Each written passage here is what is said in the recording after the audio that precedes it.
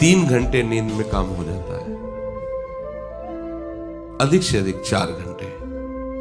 ये सोना हमारे लिए बहुत हानिकारक है और ये सोना हमारे लिए लाभदायक भी है। दोनों बात समझना। जिसका स्वभाव बन जाता है कि जहां बैठे वहीं सो गए, जहां बैठे, ऐसा हमने देखा है, बैठे 2-4 मिनट जहां एका घोंटा बजने लगे। ये क्या है? ये दलिद्र क्यों? अरे तुम साधक हो, ये दलिद्रता क्यों? क्या यही उपासना में तुमने सिद्धि प्राप्त की है?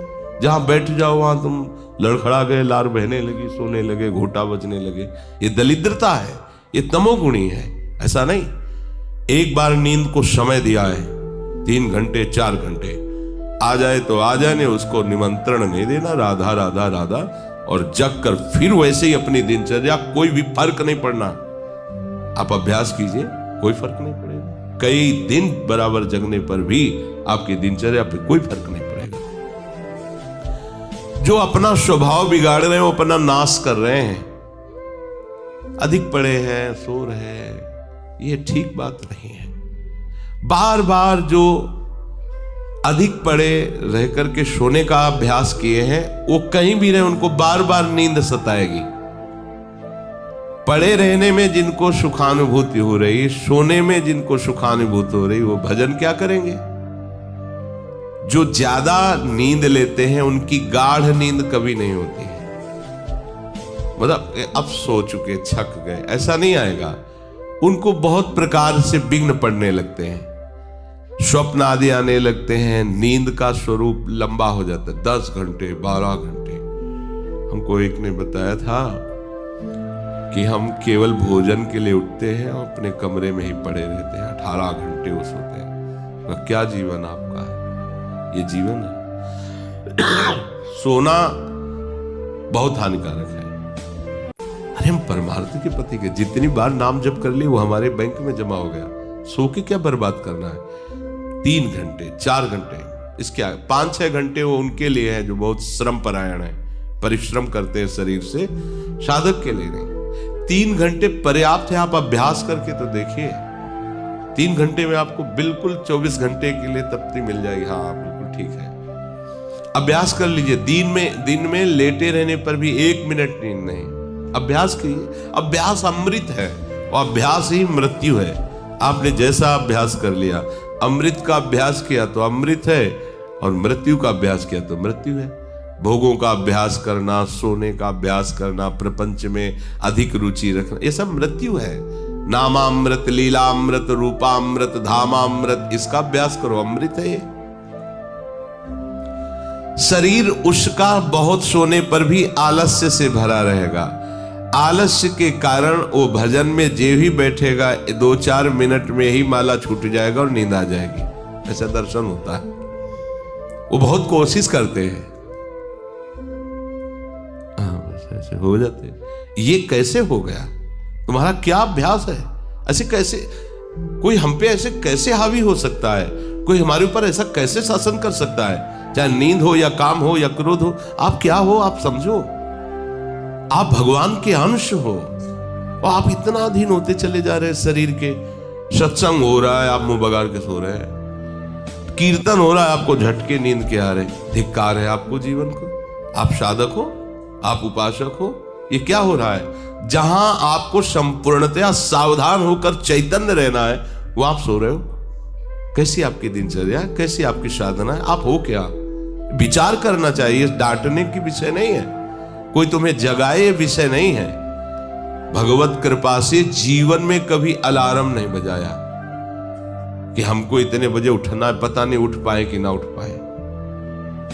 अभ्यास योग युक्त चेतसा नान्यगामिना, ऐसी स्थिति हो कि हम उठ ना पाए तो बात अलग की है। बख्शना नहीं इस शरीर को, अब भाई हमें चलो हम नहीं आ रहे, ऐसा नहीं। अगर सांस है, दम है, बिल्कुल इसको बख्शना नहीं। हम केवल आपको उपदेश नहीं कर रहे, बख्शना नहीं। शरीर के प्रति इतना प्यार नहीं दिखाना कि वो हमारे प्यारे से हमको दूर कर दे, ऐसा नहीं। ये जड़ वस्तु है, ये चैतन्य नहीं है। तुमसे ये चैतन्य है, तुम अपनी चैतन्यता को समझो, इसके अधीन हो रहे हो। ये तो बहुत बुरा लगता है जब कोई साधक सत्संग में या माला लेकर भजन करने में या पाठ करने में सो रहा है, तब लगता है। ग्रंथ सामने खुला है, थोड़ा पाठ कर ऐसे ऐसे।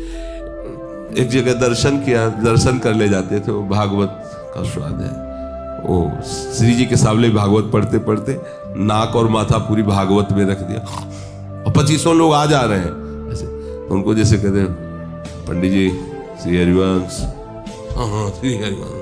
अब ये हो क्या रहा है, क्या हो रहा है? अगर आपके अंदर नींद है तो आप चैन से 1-2 घंटे सो लिए दीजिए और फिर बैठिए, चैतन्य होकर बैठिए। ये अपमान है शास्त्रों का।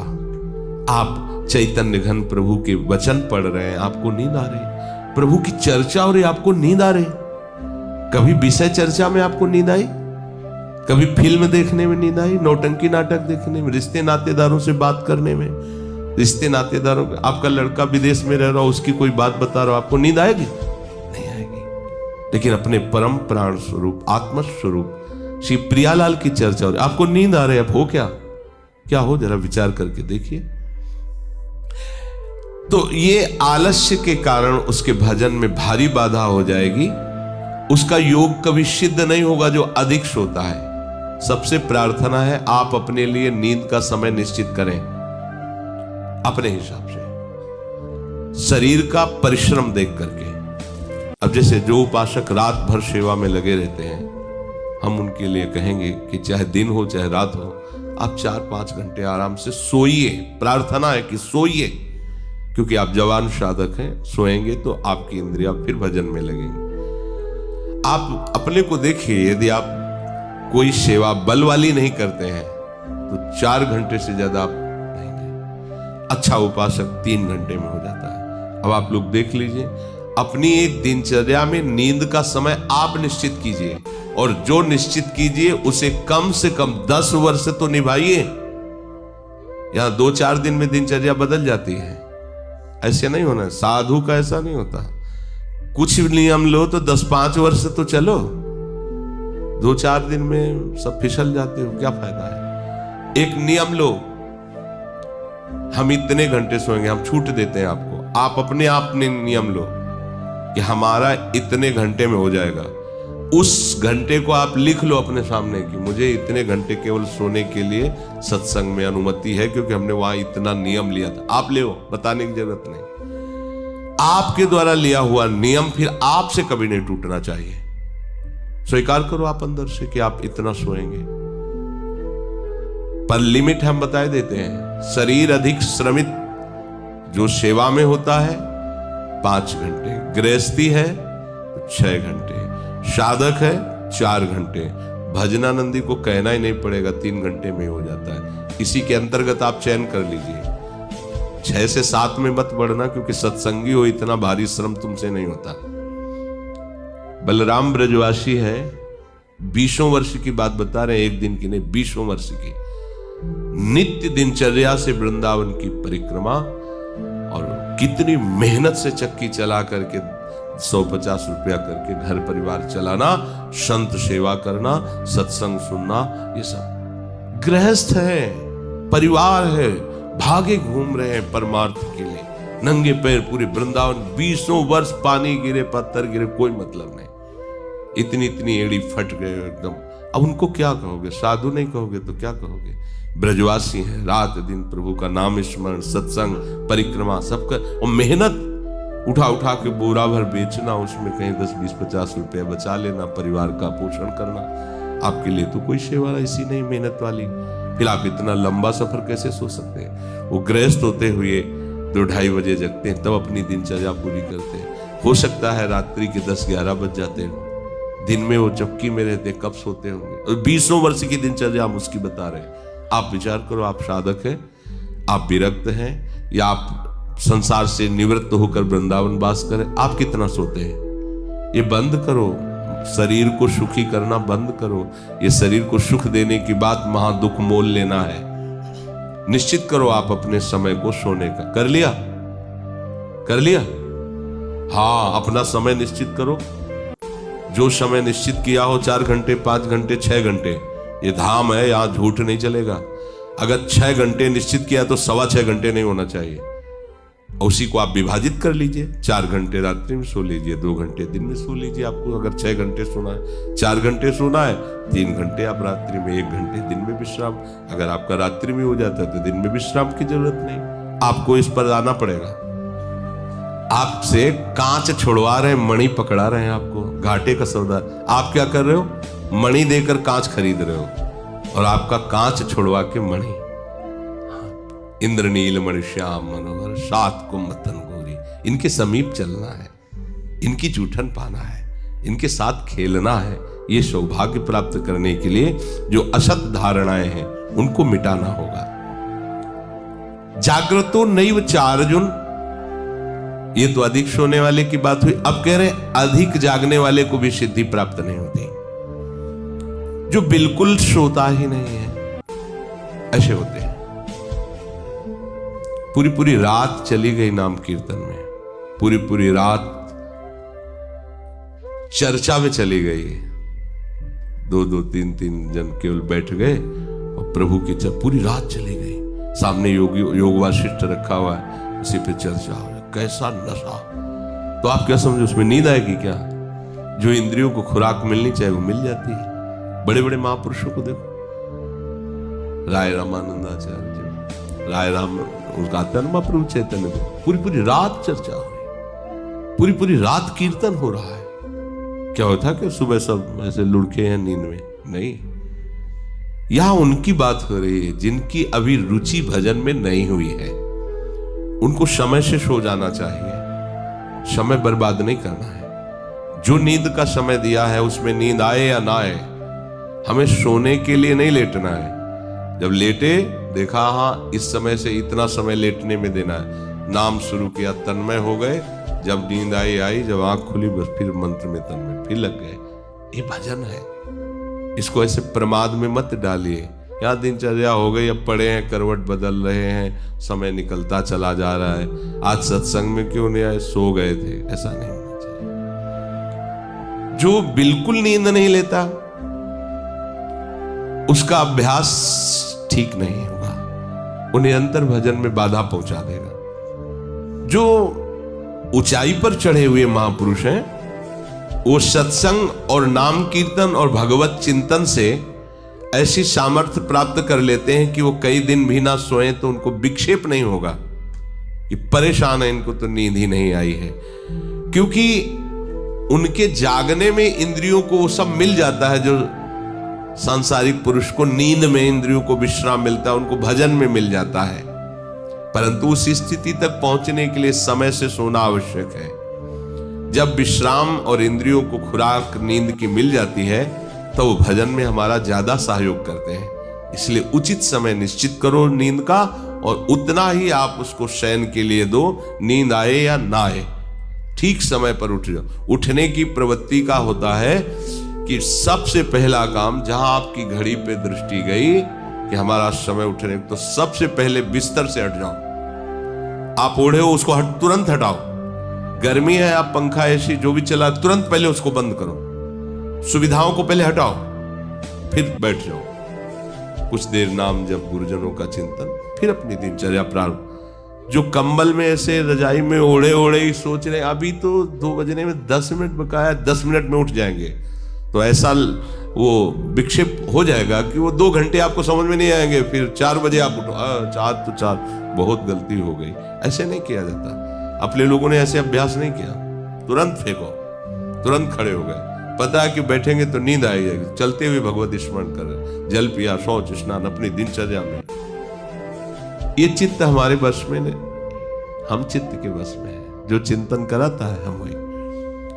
कल एक उपासक प्रश्न कर रहे थे कि कभी कभी हमारा मन कहता हम निहाल हो गए, कभी कभी मन हमको कहता कि कुछ नहीं मिला। तो तुम मन को गुरु माने हो क्या? मन को आराध्य देव माने हो क्या? मन को अपना मित्र माने हो क्या?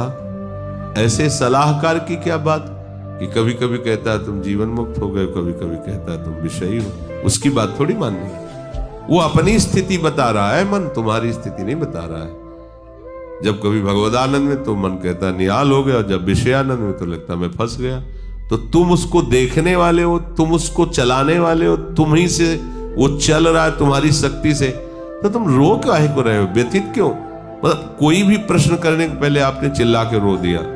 अब सब प्रश्न का रहस्य नहीं मिल पाएगा आपको, क्योंकि पहले ही देख लिया कि आप नहीं।